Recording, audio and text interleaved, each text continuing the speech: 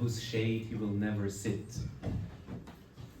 So blessed is he who plants tree under whose shade he never sits. And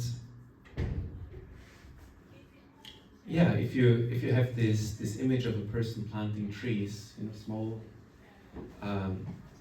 small trees that might not grow up in your own lifetime, is this. I think this image connects us to something very valuable, and that will allow us to grasp something quite deep. Let's first share something about trees. As we know, trees grow in two directions, right? They grow first down, actually, before they're growing up. And also, trees quite typically display growth rings, right?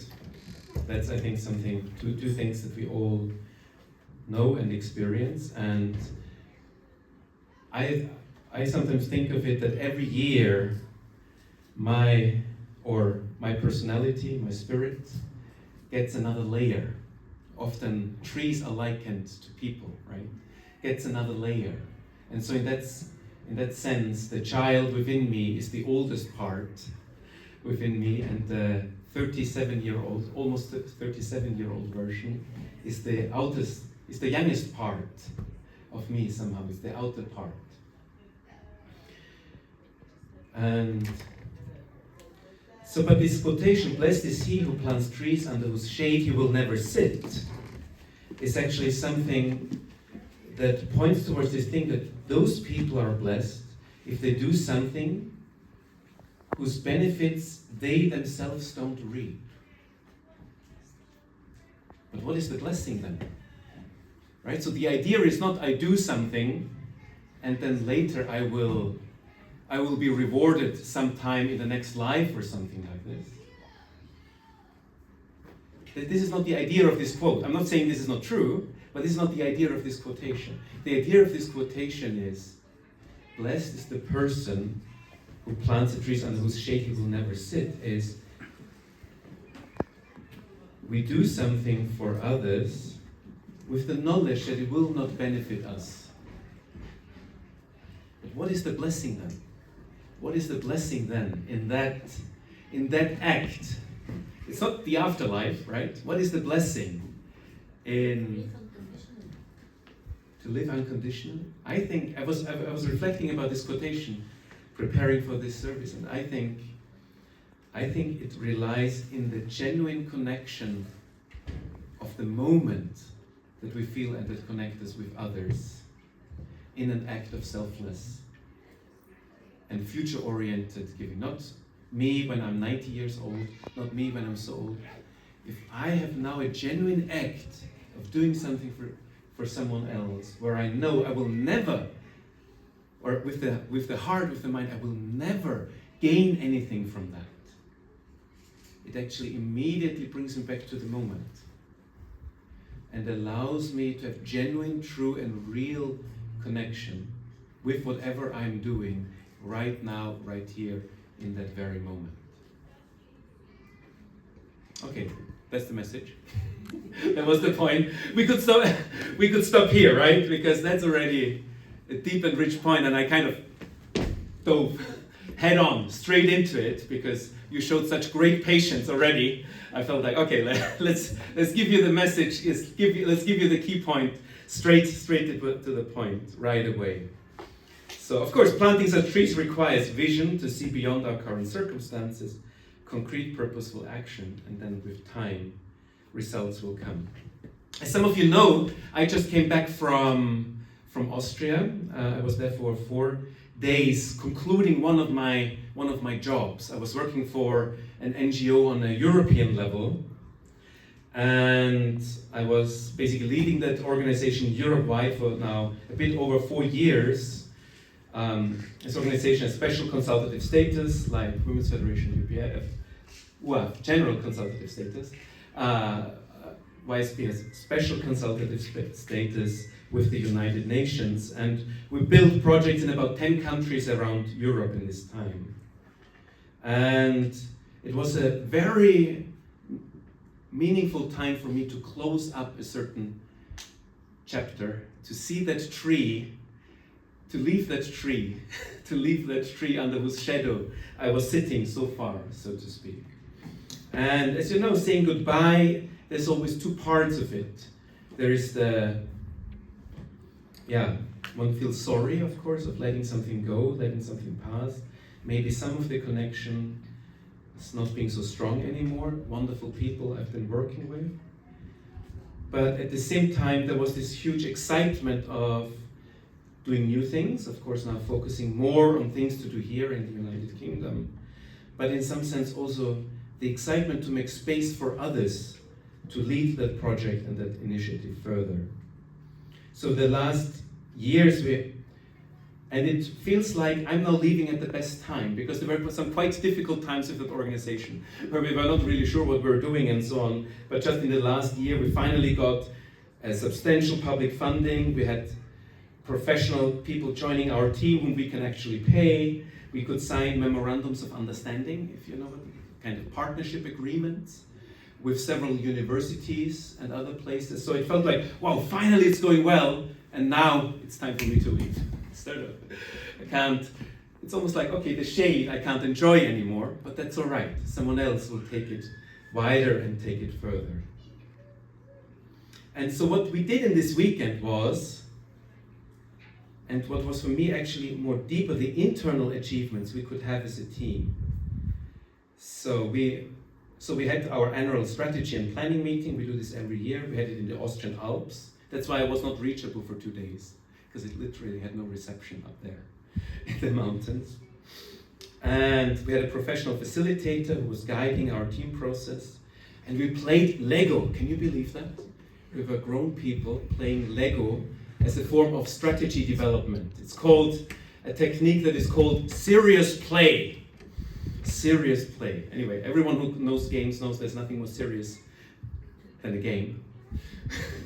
But we did it other way around. We had serious play, which means we used Lego figures to build our own understanding of where the organization is right now and where we want it to be in 3 years. And we're explaining, okay, that shark represents that Lego shark, or that elephant in the room represents certain things. So we built a certain Lego structure, then built our vision, and then combined these different Lego structures into our shared vision under the guidance of one of our team members, who is a professional facilitator in this technique. And then at the end of it, in a very conscious and consensus-oriented process, it was eight leaders, kind of 8 leaders of that organization. We selected our new president for the next year, so that I could, for the next 3 years, so that I could step out. It was this sort of real community and consensus oriented process. So it felt like there was, over this last few years, we could build that tree, and now it's time to leave that tree for others to play under it and do something with it. And that was was for me a very, very meaningful experience. So, Act 1. Let's move to the second act. Well, now we need some conflict, we need some tension, right? Is everything okay? If this would be a story now, right? After introducing the theme, in the second act, you need to introduce the conflict. Introduce the tension. And so what is the tension? I think to get to this point, there were some painful and challenging moments and situations. People wanting to leave, having to leave the team. But something that I learned, there's 2 lessons that I learned over working with these 8 other wonderful people over the last years was, lesson number 1 is, as far as I am concerned, I am the problem. As far as I am concerned, I am the problem. So it's a bit of a strict thing, and don't worry, I will make it soft and digestible for everyone, but that's the first lesson I learned over the past year. As far as I'm concerned, I'm the problem. And number 2 was, it's okay to ask for help. Lesson number 2 that I learned in this process. The first quote, "As far as I'm concerned, I'm the problem," comes from a book called, that I really like, it's called Leadership and Self-Deception. That I'm studying now already the second time, Leadership and Self-Deception. It's an intriguing title and I really recommend it. And one of the main messages of that book is, as far as a leader, or as any person leading their lives, as far as I'm concerned, I'm the problem. And it's, of course, this has this understanding, this is now more in the business language, has a deep spiritual root. For example, when if you look in the Christian tradition, for example, Matthew 7:3 says, "Why do you look at the speck of sawdust in your brother's eye and pay no attention to the plank in your own eye?" It's basically a translation of that saying, of that understanding towards a more management context. The second quotation, "It's okay to ask for help. I saw on the train." It's a mental health poster. "It's okay to ask for help." And I thought, it really touched me. I was like, wow, okay, it's okay to ask for help. So these are the sources of these two sayings. And yeah, let me jump. There's some interesting, for example, one example how we sometimes miss ourselves out of the picture when we're trying to deal or improve something is, who of you heard of Ignaz Semmelweis? Maybe the doctors among us, basically doctor in a hospital in Austria in the mid-1800s, and he came to a maternity ward where 1 in 10 women died of childbed fever. 1 in 10 women. And there was the one ward where the doctors took care, and 1 in 10 women died. And there was the ward next by where only midwives took care, and it was 1 in 50. It was still terrible, but much better. And that really shocked him. And he actually it took quite a while to do some research. He looked into different things, birthing position, diet, ventilation, to find the reason. What was it?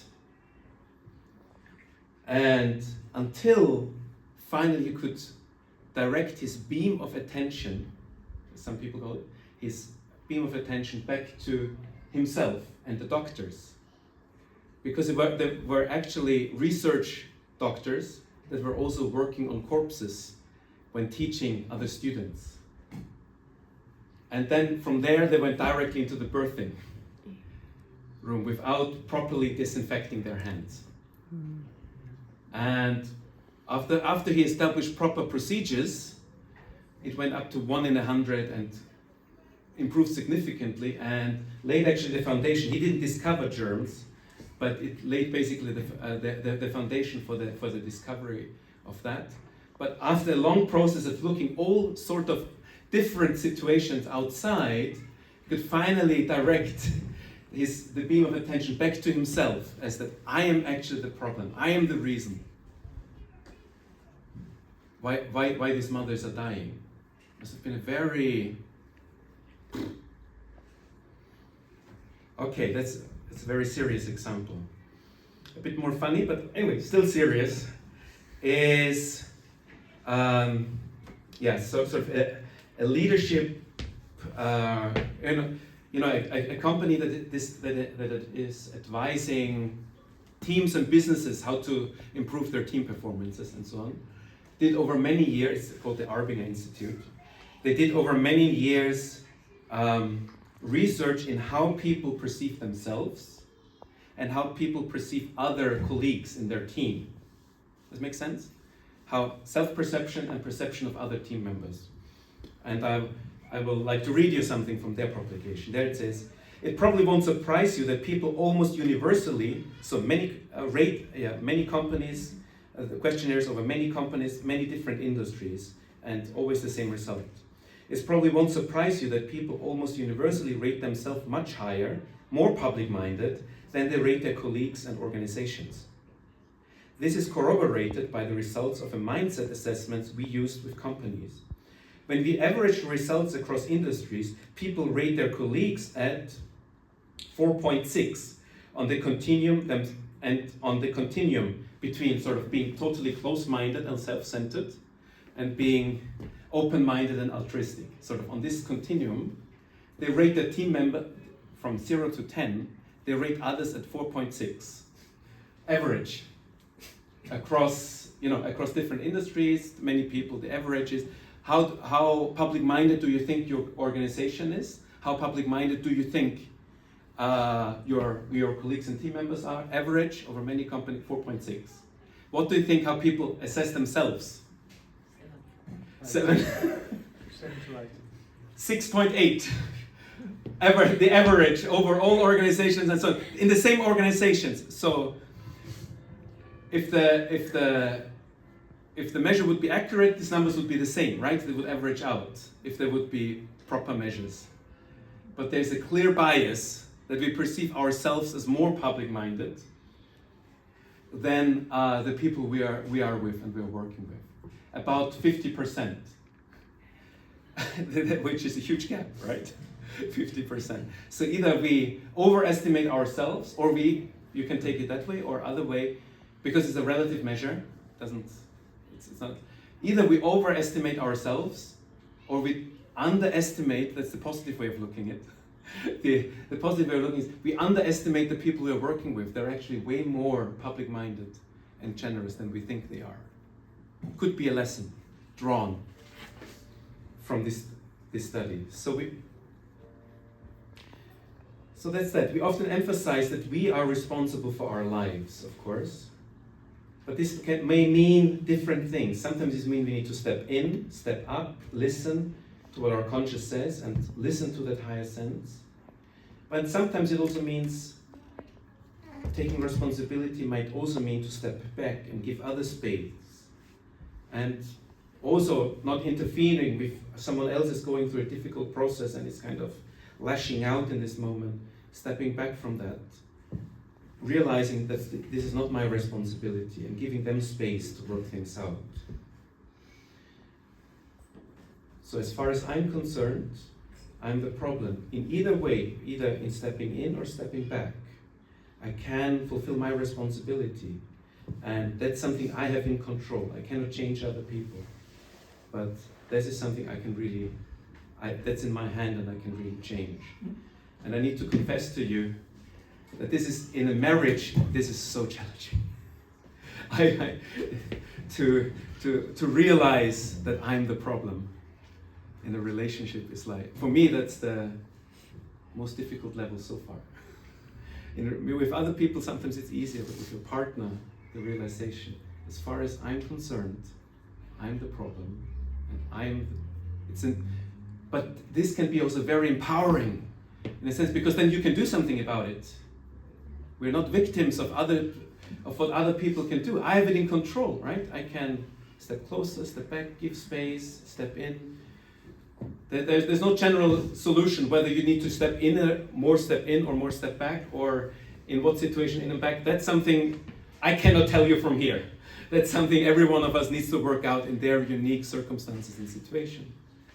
But from here, because situations are so different. But yeah, the second point is to ask for help. And that's realizing that it's okay to ask for help when I can't deal with a situation by myself. And sometimes that's the most responsible thing we can do. Right? It's not always the responsible thing to do. It's not always to say, okay, I must do it now. But the realization, hey, I don't know what to do right now, and I actually need help. Again, very universal statements here, but I think in every life and in every of your situations, you can see these areas. And so, I think, and for me, learning these two things in working with my other team members, my feeling was that brought the real fruit and the sense that others the other team members in his organization feel now confident and free to take responsibility and take it on.